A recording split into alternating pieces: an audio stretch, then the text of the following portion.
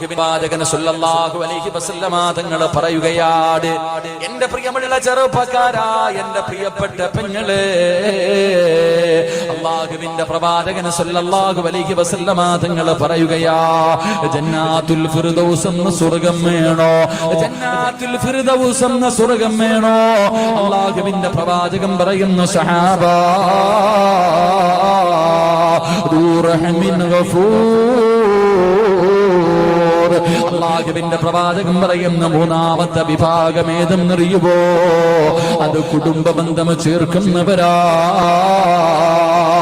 തന്റെ ഉപ്പാനെയും ഉമ്മാനെയും സ്നേഹിക്കുന്ന മക്കളാ, മാതാപിതാക്കളെ സ്നേഹിക്കുന്ന മക്കളാണ്, അവരെ ബഹുമാനിക്കുന്ന മക്കളാണ്, അവരാദരിക്കുന്ന മക്കളാണ്, അവർക്ക് നൽകേണ്ട പരിഗണന നൽകുന്ന മക്കളാണെന്ന് അല്ലാഹുവിന്റെ റസൂല് പഠിപ്പിക്കുമ്പോ, എന്റെ പ്രിയമുള്ളവരെ, മാതാപിതാക്കളോട് സ്നേഹമുള്ള എത്ര മക്കളാ ഉള്ളത്? ഉമ്മാനെ ചീത്ത വിളിക്കുന്ന മക്കളുണ്ടല്ലോ, ഉമ്മാനെ തല്ലുന്ന മക്കളുണ്ടല്ലോ, കിളവി നീ മിണ്ടരുതെന്ന് പറയുന്ന മക്കളുണ്ടല്ലോ, സ്വന്തം ഉമ്മാനെ ഭീഷണിപ്പെടുത്തുന്ന മക്കളുണ്ടല്ലോ, സ്വന്തം ഉമ്മയോടും ബാപ്പയോടും നിസാര കാര്യത്തിന്റെ പേരിൽ പിണങ്ങി നടക്കുന്ന ചെറുപ്പക്കാരാ, എങ്ങനെ കഴിയുന്നു മോനെ? എങ്ങനെ കഴിയുന്നു മോനെ? നിന്നെ ഗർഭം ചുമന്ന, നിന്നെ മരണവേദനയുടെ വേദനയും നിന്ന് പ്രസവിച്ച ഉമ്മാനെ വേദനിപ്പിക്കാ, സ്വന്തം ഉമ്മയോട് പിണങ്ങിയിട്ട് ഒരു രാത്രി ഉറങ്ങാൻ എങ്ങനെ കഴിയുന്നടാ? എന്റെ പ്രിയപ്പെട്ട ചെറുപ്പക്കാരാ, വേണ്ട മോരെ, ഉമ്മാന്റെ മനസ്സ് വേദനിപ്പിക്കല്ലേ, ഉമ്മാന്റെ കണ്ണുനീര് വാങ്ങിവെക്കല്ലേ. അല്ലാഹുവിന്റെ റസൂല് പറഞ്ഞു, ഉമ്മായുടെ മനസ്സ് വേദനിപ്പിക്കുന്നവൻ അല്ലാഹു കൊടുക്കുന്നത് ദുനിയാവിൽ വെച്ച് തന്നെയാ. ഉമ്മാന്റെ മനസ്സ് വേദനിപ്പിക്കുന്ന മക്കള്, ആ മക്കൾക്ക് അല്ലാഹു ശിക്ഷ കൊടുക്കുന്നത് ദുനിയാവിൽ വെച്ച് തന്നെ കൊടുക്കുമെന്ന് അഷ്റഫുൽ ഖൽഖ് നബി മുഹമ്മദ് മുസ്തഫ. ഉമ്മയാരെന്നറിയുവോ ചെറുപ്പക്കാരാ? നിന്റെ ഉമ്മാന്റെ കാൽച്ചുവട്ടിലാ സ്വർഗം കിടക്കുന്നത്. നിന്റെ ഉമ്മയുടെ കാൽച്ചുവട്ടിലാണ്. അല്ലാഹുവിന്റെ റസൂലിന്റെ മുന്നിൽ ഒരു സഹാബി നിന്നു, യാ റസൂലല്ലാഹ്, എനിക്ക് ഏറ്റവും കൂടുതൽ ബാധ്യത ആരോടാ നബിയേ? നിന്റെ ഉമ്മയോടാ, നിന്റെ ഉമ്മയോടാ, നിന്റെ ഉമ്മയോടാ. 3 പ്രാവശ്യം ഉമ്മ എന്നാ പറഞ്ഞത്, 4മതാണ് വാപ്പയുടെ പേര് പറഞ്ഞത്. കാരണം എന്ത്? ഗർഭം ചുമന്നതു 10 മാസം തള്ളയാ, പ്രസവിച്ച വേദന തിന്നതും അവർ തന്നെയാ,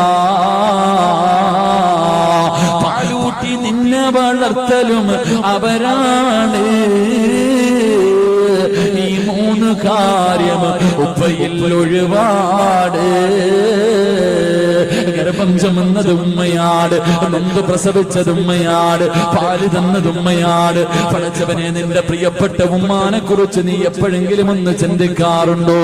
നിന്റെ ഗർഭം ചുമന്ന സമയത്ത് അല്ലാഹുവേ, ആരെങ്കിലും ഒരു മനുഷ്യർ നിന്റെ തോളിലേക്ക് കൈയൊന്നെടുത്ത് വെച്ചാ ഒരു 10 മിനിറ്റ് കഴിയുമ്പോ നീ പറയും, എന്റെ തോളിൽ നിന്ന് കൈയെടുക്കാ. നിനക്കത് ഇഷ്ടപ്പെടൂല. 9.5 മാസം നിന്റെ ഉമ്മ വയറ്റത്ത് ചുമന്നുകൊണ്ട് നടന്നു മോര്. ഒന്ന് നല്ല ഭക്ഷണം കഴിക്കാൻ എല്ലാവരും കല്യാണത്തിന് പോകും, ഉമ്മയ്ക്ക് പോകാൻ കഴിയുന്നില്ല, ഉമ്മയ്ക്ക് വയറ് നിറച്ച് ഭക്ഷണം കഴിക്കാൻ കഴിയുന്നില്ല, ഒന്ന് നല്ലതുപോലെ നടക്കാൻ കഴിയുന്നില്ല, ഒന്ന് തിരിഞ്ഞു മറിഞ്ഞ് കിടക്കാൻ കഴിയുന്നില്ല. കാരണം ഉമ്മാന്റെ വയറ്റിൽ നീ കടന്നത് കൊണ്ടാ പൊന്നുപോര്. എന്നിട്ട് നിന്നെ പ്രസവിച്ച അപ്പ എത്തെല്ലാം വേദന സഹിച്ചു പോര്. നിന്റെ ഉമ്മ എത്ര കരഞ്ഞിട്ടുണ്ടാകും, പ്രസവിക്കുന്ന സമയത്ത് നിന്റെ ഉമ്മ എത്ര വിളിച്ചു കൂവിയിട്ടുണ്ടാകും. ചെറുപ്പക്കാരാ, ആ മരണവേദന സഹിച്ചത് നിന്റെ ഉമ്മയാ മോന്. പട്ടിണിയാണെങ്കിലും എഴുന്നേക്കാൻ വയ്യാതെ കിടക്കുമ്പോഴും നീ ഒന്ന് കരഞ്ഞാൽ ഓടി വന്ന് കോരിയെടുത്തത് നിന്റെ ഉമ്മയാ മോന്. നിന്റെ മൂത്രവും കാഷ്ടവും എല്ലാം വാരിയതവരല്ലേ. ഇന്ന് നീ കൊട്ടാരം പോലെ ഒരു വീട് വെച്ചപ്പോ നിന്റെ ഉമ്മ അതിനകത്തൊന്ന് കാർക്കിച്ച് തുപ്പിയാ നിനക്ക് കഴിയില്ലല്ലോ. നിനക്ക് പണം കിട്ടിയപ്പോ, നിനക്കൊരു നല്ല പെണ്ണിനെ കിട്ടിയപ്പോ, ആ ഉമ്മയുടെ ദുആ കൊണ്ട് റബ്ബ് നിനക്കൊരു അനുഗ്രഹം തന്നപ്പോ നിന്റെ ഉമ്മ നിനക്ക് അധികം പറ്റായല്ലോടാ മനുഷ്യ, എങ്ങനെ കഴിയുന്നടാ? അല്ലാഹുവിന്റെ റസൂല് പറഞ്ഞു, ഉമ്മയുടെ മനസ്സ് വേദനിപ്പിക്കരുത്, ഉമ്മയുടെ മനസ്സ് വേദനിപ്പിക്കരുത്. വാപ്പയ്ക്ക് പ്രതിഫലമില്ലെന്നല്ല, ഉമ്മയുടെ കാൽച്ചുവട്ടിലാ സ്വർഗം, ഉമ്മാന്റെ കാൽച്ചുവട്ടിലാ സ്വർഗം. വാപ്പയുടെ മഹത്വം എന്തെന്നറിയോ? സ്വർഗത്തിലെ മധ്യത്തിലെ സ്വർഗത്തിന്റെ നടുക്കത്തെ കവാടം വാപ്പയാണെന്ന് നബി മുഹമ്മദ് മുസ്തഫ. സ്വർഗത്തിന്റെ കവാടത്തില് മധ്യഭാഗത്തെ വാതിലുണ്ടല്ലോ, മോനെ അതാണടാ വാപ്പ, മോനെ അതാണടാ വാപ്പ. വാപ്പയുടെ മനസ്സ് വേദനിപ്പിച്ചാലും നിനക്ക് രക്ഷപ്പെടാൻ കഴിയൂല. ഉമ്മായുടെയും വാപ്പയുടെയും മനസ്സ് വേദനിപ്പിക്കരുത്. അവരെ സ്നേഹിച്ചാൽ, അവരെ ബഹുമാനിച്ചാൽ അല്ലാഹു തരുന്ന പ്രതിഫലം കേൾക്കണോ? അല്ലാഹു നിന്റെ ആയുസ് നീട്ടി തരുമെന്ന് നബി മുഹമ്മദ് മുസ്തഫ. വാപ്പയെയും ഉമ്മയെയും പൊന്നുപോലെ നോക്കുന്നവരുണ്ട്. പടച്ചവരെ ഇന്ന് വാതിന് വരുമ്പോ പടച്ചവരെ എന്ന് പറയുന്ന സഹോദരൻ പറഞ്ഞു, ഉസ്താദ് എന്റെ വാപ്പ മരണപ്പെട്ടു ഉസ്താദ്, എന്റെ ഉമ്മ രോഗിയാട്, എന്റെ ഉമ്മ രോഗിയാട്. പടച്ചവരെ ആഫിയത്ത് കൊടുക്കണം. പ്രായമായിട്ടും ഇന്നും നോക്കുന്ന എത്രയോ മാതാപിതാക്കളുണ്ട്, മാതാപിതാക്കളെ പൊന്നുപോലെ നോക്കുന്ന എത്രയോ മക്കളുണ്ട്. എന്റെ പ്രിയമുള്ളവര്, പ്രായമായ ഉമ്മാനെയും വാപ്പാനെയും സ്നേഹിക്കുന്ന മക്കൾക്ക് അല്ലാഹു തരുന്ന പ്രതിഫലം പടച്ചറപ്പവരുടെ ആയുസ് നീട്ടിക്കൊടുക്കുകയാ. അവരുടെ ആയുസ് അല്ലാഹു നീട്ടിക്കൊടുക്കും. രണ്ട്, അവരെ ബഹുമാനിക്കുന്ന മക്കൾ അല്ലാഹു അവന് കൊടുക്കുമെന്ന് നബി മുഹമ്മദ് മുസ്തഫ. നിന്നെ പൊന്നുപോലെ നോക്കുന്ന, മരിക്കാൻ കിടക്കുന്ന സമയത്ത് ചാരത്ത് വന്നിട്ട് വാപ്പയുടെയും ഉമ്മയുടെയും തലയിൽ ഇങ്ങനെ തലോടിയിട്ട് സംസം വെള്ളമെടുത്ത് വായിലൊടിച്ചു തന്നിട്ട്, വാപ്പാ ലാ ഇലാഹ ഇല്ലല്ലാഹ് എന്ന് പറഞ്ഞു തരുന്ന മക്കള് നിനക്ക് അല്ലാഹു തരും. ചെറുപ്പക്കാരാ, അല്ലാഹുവേ മൂന്നാമത്തെ പ്രതിഫലം നല്ല മരണമാവൂര്. ഉമ്മയുടെ പൊരുത്തം കിട്ടിയാ, നിനക്ക് ജന്മം തന്ന വാപ്പയുടെ പൊരുത്തം നേടിയാ, അല്ലാഹു നിനക്ക് തരുന്ന മൂന്നാമത്തെ പ്രതിഫലം നല്ല മരണമാ. നാലാമത്തെ പ്രതിഫലം കേൾക്കണോ? പടച്ചറപ്പേ, അല്ലാഹുവിന്റെ പൊരുത്തം കിട്ടും ചെറുപ്പക്കാരാ. ഉമ്മാനെ സ്നേഹിച്ചോ, വാപ്പാനെ റിസോ പടച്ചറപ്പിന്റെ പൊരുത്തം നിനക്ക് കിട്ടും പൊന്നുമോളെ. കാരണം അല്ലാഹുവിന്റെ റസൂലാ പറഞ്ഞത് റിളൽ റബ്ബി റിളൽ വാലിദൈൻ. അല്ലാഹുവിന്റെ തൃപ്തി നിന്റെ ഉമ്മയിലാ, അല്ലാഹുവിന്റെ തൃപ്തി നിന്റെ ഉമ്മയുടെ തൃപ്തിയിലാ. അതുകൊണ്ട് എന്റെ പ്രിയപ്പെട്ടവരോട് മഹാനായ നബി മുഹമ്മദ് മുസ്തഫ സല്ലല്ലാഹു അലൈഹി വസല്ലമ തങ്ങള് പടച്ചവനെ സ്വർഗ്ഗത്തിലൂടെ നടന്നു പോകുമ്പോ സ്വർഗ്ഗത്തിന്റെ മധ്യഭാഗത്ത് കൊട്ടാരത്തിനകത്തിരുന്ന് ആരോ ഖുർആൻ ഓതുകയാണ്. ഒരു മനോഹരമായ ശബ്ദം, ഒരു മനോഹരമായ ശബ്ദം. ആരോ ഖുർആൻ ഓതുന്നത് അല്ലാഹുവിന്റെ റസൂല് കേൾക്കുകയാ. ആ ഖുർആൻ ഓതുന്നത് കേൾക്കാ സ്വർഗ്ഗത്തിലെ ജനങ്ങൾ മുഴുവനും ഇങ്ങനെ കാതോർത്തിരിക്കുകയാണ്. സ്വർഗ്ഗത്തിലിരുന്ന് ഖുർആൻ ഓതുകയാണ്. മുഅ്മിനീങ്ങളായ പെണ്ണുങ്ങൾ, സ്വർഗ്ഗവാസികൾ മുഴുവനും ആ ചെറുപ്പക്കാരൻ ഖുർആൻ ഓതുന്നത് ഇങ്ങനെ കേട്ടുകൊണ്ടിരിക്കുകയാണ്. മനോഹരമായ ശബ്ദമാ. അല്ലാഹുവിന്റെ റസൂൽ ചോദിച്ചു, ആരാ ഈ ശബ്ദം? എനിക്ക് നല്ല പരിചയമുണ്ട്, ഈ ശബ്ദം എനിക്ക് നല്ല പരിചയമുണ്ട്. ആരാ? ആ സമയത്ത് മലക്ക് പറഞ്ഞു കൊടുത്തു, നബിയേ ഇബ്നു നുഅ്മാൻ, ഹാരിസ് ഇബ്നു നുഅ്മാൻ. എന്റെ പ്രിയപ്പെട്ടവരെ, ഉപ്പാനെ സ്നേഹിച്ച, ഉമ്മാനെ സ്നേഹിച്ച, അല്ലാഹുവേ ചേ എന്ന വാക്ക് പോലും ഉമ്മയോട് പറയാത്ത മക്കള് വീടിനകത്ത് ലക്ഷക്കണക്കിന് കോടികൾ കൊടുത്ത് കെട്ടിയ വീടിനകത്ത് കിടന്ന് മലമൂത്ര വിസർജനം നടത്തിയാൽ, അല്ലാഹുവേ ഉമ്മ കാർക്കിച്ച് തുപ്പിയാൽ, ഉമ്മാച്ചേ ഇത് ശരിയായില്ലെന്ന് പോലും പറയാത്ത മക്കൾക്ക് ഉമ്മ എന്ത് ചെയ്താൽ ഓടിച്ചെന്നിട്ട് അല്ലാഹുവേ ഉമ്മ നിന്റെ വീടിനകത്തൊന്ന് മൂത്രമൊഴിച്ചപ്പോ ആ പാവം അറിയാതെ വന്ന് കാഷ്ടിച്ചപ്പോ ഓർമ്മയില്ലാതെ നിന്റെ ഉമ്മയൊന്ന് തുപ്പിയപ്പോ നിനക്ക് സഹിച്ചില്ലല്ലോടാ. നിന്റെ വീട്ടിലല്ലേ തുപ്പിയത്, പക്ഷേ നീ എവിടെയാടാ? നിന്റെ ഉമ്മയുടെ മടിയിൽ കിടന്നല്ലേ നീ മലമൂത്ര വിസർജനം നടത്തിയത്. നിന്റെ ഉമ്മയുടെ കഴുത്തിലൂടെ നീ എത്രയോ പ്രാവശ്യം ഛർദ്ദിച്ചിട്ടുണ്ടടാ. ആ പാപം എന്തെങ്കിലും പറഞ്ഞിട്ടുണ്ടോ? മോനെ പോകട്ടടാ എന്ന് പറഞ്ഞു എവിടെയെങ്കിലും പോകാൻ ഇറങ്ങുന്ന സമയത്ത് ഉമ്മാന്റെ ശരീരത്തുകൂടെ എത്ര പ്രാവശ്യം നീ മലമൂത്ര വിസർജനം നടത്തി. ഇന്ന് നിന്റെ മക്കള് നിന്റെ ശരീരത്തൊന്ന് മൂത്രമൊഴിച്ചാ പറ്റില്ലല്ലോ. ഞാനും കുട്ടികളെ എടുക്കുമ്പോ പറയും മൂത്രമൊഴിക്കോ. അല്ലാഹുവേ, ഞാനും നിങ്ങളും ഉമ്മയുടെ ശരീരത്ത് എത്ര പ്രാവശ്യം മൂത്രമൊഴിച്ചിട്ടുണ്ട്. ആ ഉമ്മ നമ്മളെ കുറ്റപ്പെടുത്തിയില്ലല്ലോ, ശരിയായില്ലെന്ന് പറഞ്ഞില്ലല്ലോ. മോനെ, അല്ലാഹു നിനക്ക് തരുന്ന പ്രതിഫലം എന്തെന്നറിയുവോ? ആയിഷാ ബീവി റളിയല്ലാഹു തആല അൻഹയോട് അല്ലാഹുവിന്റെ റസൂൽ പറഞ്ഞു, ഖുർആൻ ഓതുന്ന ഒരു സഹാബിയെ കണ്ടു.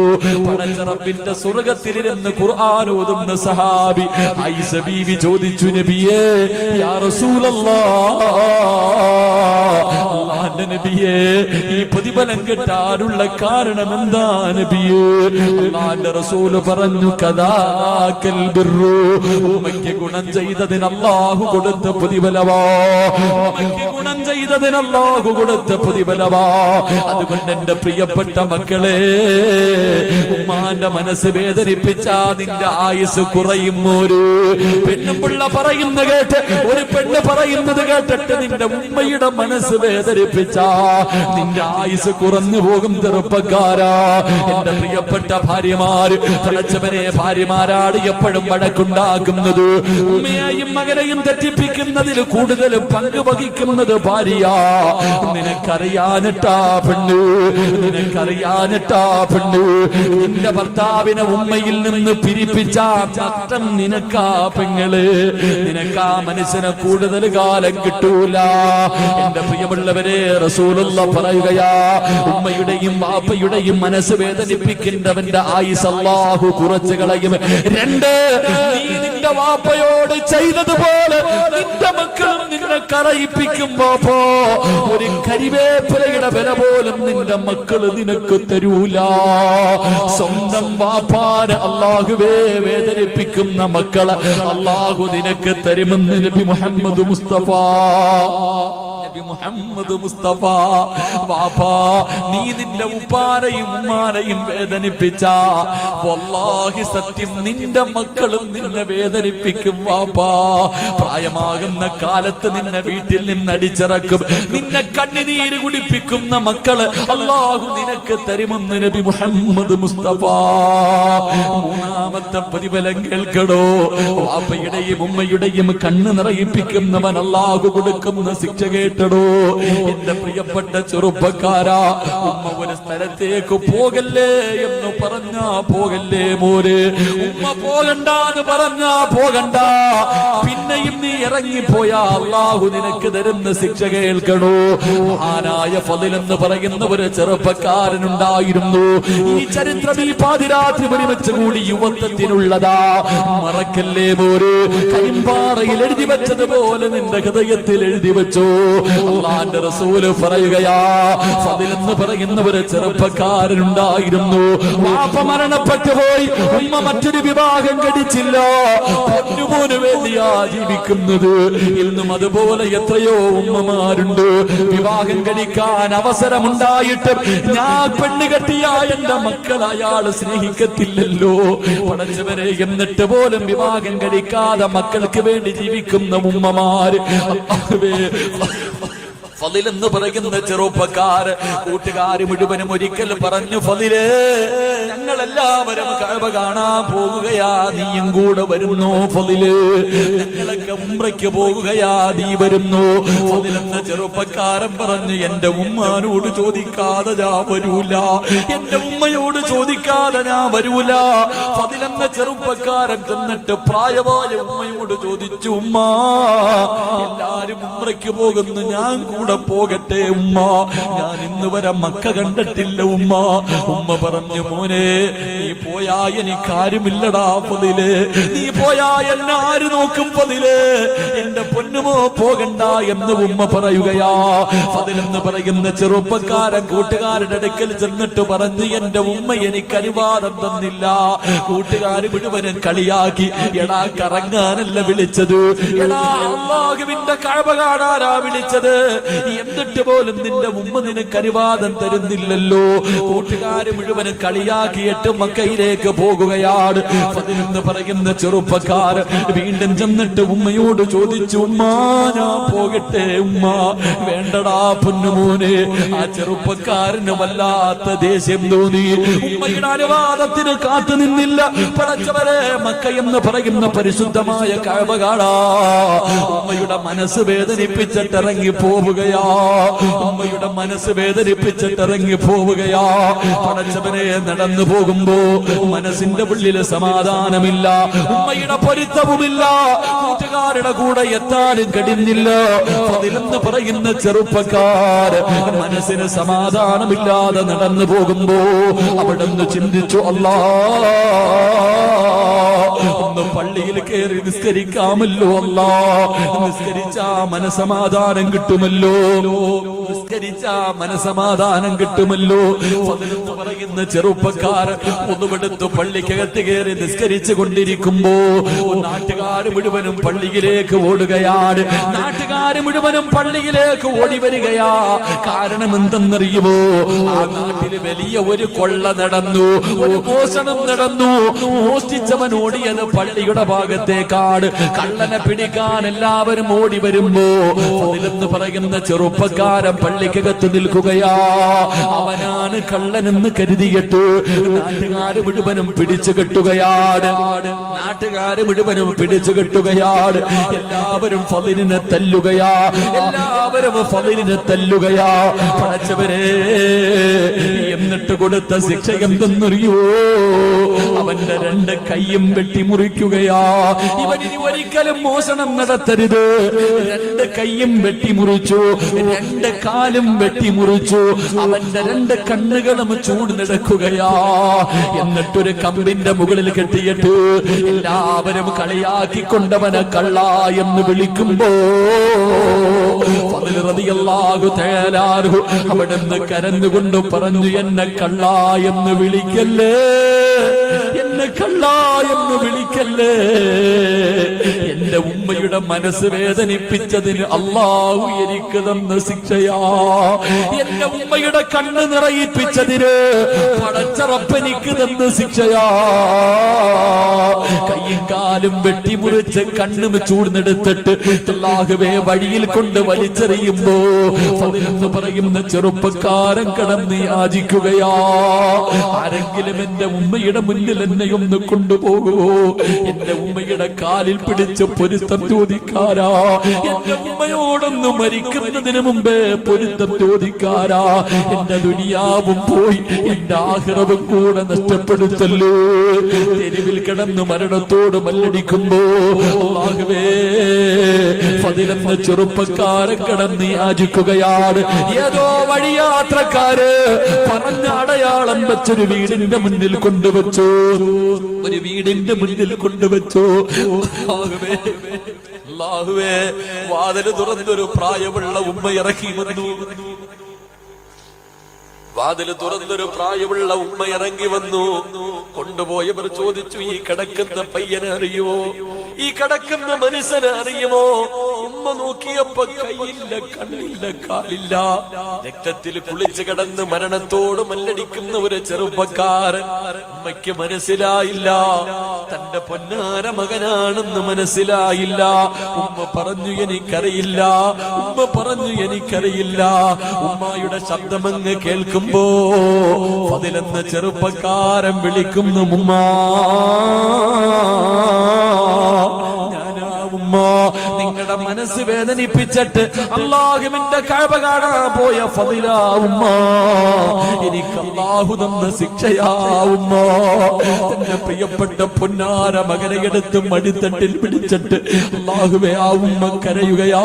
എന്റെ പൊന്നുമോനീ ഗതി വന്നല്ലോ, എന്റെ പൊന്നുമോനീ ഗതി വന്നല്ലോ. എന്റെ പ്രിയപ്പെട്ടവരെ, ഈ ദുനിയാവിൽ വെച്ച് പടച്ചുറപ്പ് കൊടുത്ത ശിക്ഷയാ. സിനിമയ്ക്ക് പോയതല്ല, കറങ്ങാൻ പോയതല്ല, കളി കാണാൻ പോയതല്ല, പടച്ചുറപ്പിന്റെ കഅബ കാണാൻ ഉമ്മയുടെ പൊരുത്തമില്ലാതെ ഇറങ്ങിപ്പോയ മകൻ അല്ലാഹു കൊടുത്ത ശിക്ഷയാ. അല്ലാഹുവേ, ഞാനും നിങ്ങളും എത്രയോ പ്രാവശ്യം നമ്മുടെ ഉമ്മാനെ വേദനിപ്പിച്ചിട്ടുണ്ട്. എന്തൊക്കെയോ നമ്മൾ പറഞ്ഞു പോയിട്ടുണ്ട്, എന്തൊക്കെയോ നമ്മുടെ ഉമ്മാനെ നമ്മൾ പറഞ്ഞു പോയിട്ടുണ്ട്. പലപ്പോഴും ആ പാപത്തിന്റെ മനസ്സ് വേദനിപ്പിച്ചിട്ടുണ്ട്. അതുകൊണ്ട് ചെറുപ്പക്കാരാ, ഇന്ന് നിന്റെ ഉമ്മയുടെ ദിവസമാടാ. ജീവിച്ചിരിപ്പുണ്ടെങ്കിൽ ഇന്ന് വഴുതുകിടന്ന് വീട്ടിലേക്ക് കടന്നു ചെന്നിട്ട് ഉറങ്ങുന്നതിന് മുമ്പ് നിന്റെ പെറ്റുമ്മാന്റെ കാല് പിടിച്ചിട്ട് കരമോനെ, എനിക്ക് പൊരുത്തപ്പെട്ടു തരണേ, എനിക്ക് പൊരുത്തപ്പെട്ടു തരണേ.